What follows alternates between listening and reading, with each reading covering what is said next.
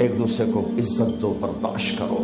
میرے نبی نے فرمایا بہترین مسلمان وہ ہے جو بیوی سے اچھا سلوک کرتا ہو، اور بیوی سے فرمایا میری شریعت میں سجدہ ہوتا تو بیوی سے کہتا خامند کو سجدہ کر۔ بہترین صدقہ اولاد کی تربیت ہے۔ پورا گھر میرے نبی نے نقشہ، ہر ایک کی قیمت بتائی۔ ماں تیرے قدموں تلے جنت، کا کاش میری ماں زندہ ہوتی، تم دیکھتے میں کیا کرتا، میں عشاء کی نماز کے مصلی پر ہوتا، میں سورۃ فاتحہ پڑھ رہا ہوتا، ادھر سے آواز آتی میری ماں کی محمد، تو میں نماز توڑ کے کہتا لبیک اماں جان۔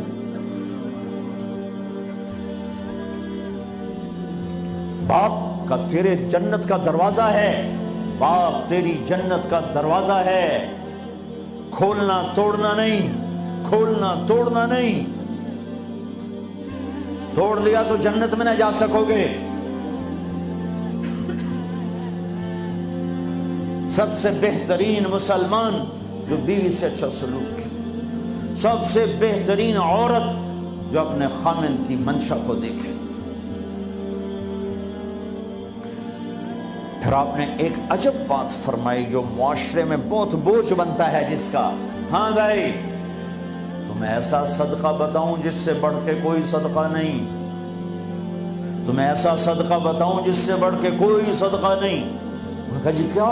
کہا الابنۃ المردودہ، جس کی بیٹی کو طلاق ہو گئی یا بیوہ ہو گئی اور گھر واپس آ گئی ماں باپ کے، یا ماں باپ نہیں ہے تو بھائی ہیں، وہ ایک بوجھ بنتی ہے ماں باپ پر بھی، اور بھائی تو ویسے ہی باغی ہو جاتے ہیں۔ میرے نبی نے فرمایا اس بچی پہ خرچ کرنا کائنات کا سب سے افضل صدقہ۔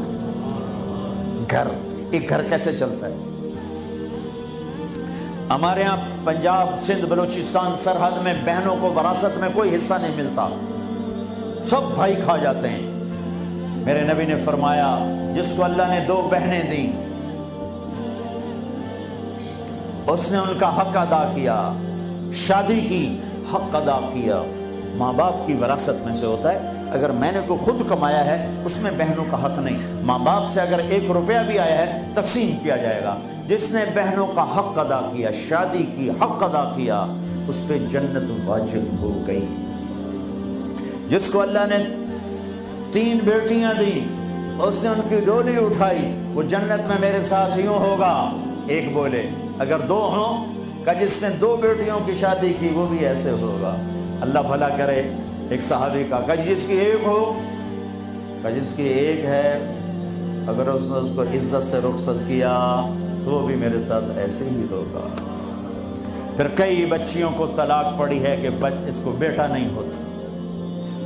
یہاں آنے سے پہلے کا واقعہ، پنڈی سے بچی رو رو برا حال اس کا، میں تو فون سنتا ہی نہیں ہوں ایسے کہ میرا تو کلیجہ پھٹ گیا ہے۔ کہنے لگی کہ سسرال نے کہا تھا بیٹی ہوئی تو طلاق دے دیں۔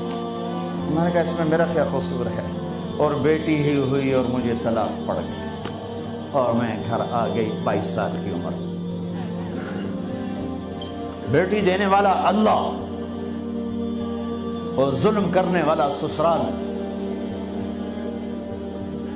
میرے نبی کو اللہ نے بیٹے دے کے اٹھا لیے، قاسم اٹھا لیے، عبداللہ اٹھا لیے، ابراہیم اٹھا لیے، 4 بیٹیاں دی، 3 زندگی میں اٹھا لی، زینب، ام کلثوم، رقیہ، تینوں آنکھوں کے سامنے چلی گئیں۔ فاطمہ سے نسل چلی، آپ نے فرمایا لوگوں کی نسل بیٹے سے چلتی ہے، میری نسل میری بیٹی فاطمہ سے چلی۔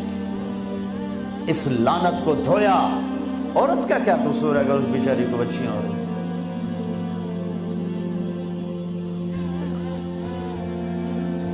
جس نے اپنی بہنوں کو حق ادا کیا، جس نے بیٹیوں کو ڈولے میں بٹھایا، ان کا حق ادا کیا، کہ جنت میں یوں ہو جائے گا۔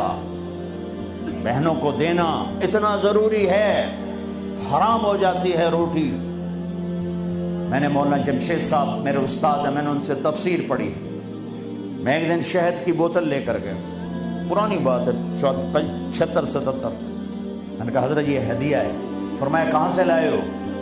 کہ میرے اپنے باپ ہے۔ فرمایا تیرے باپ نے اپنی بہنوں کو، تیرے باپ نے اپنی بہن یعنی میری پھوپھیوں کو، تیرے باپ نے اپنی بہنوں کو زمین میں سے حصہ دیا تھا؟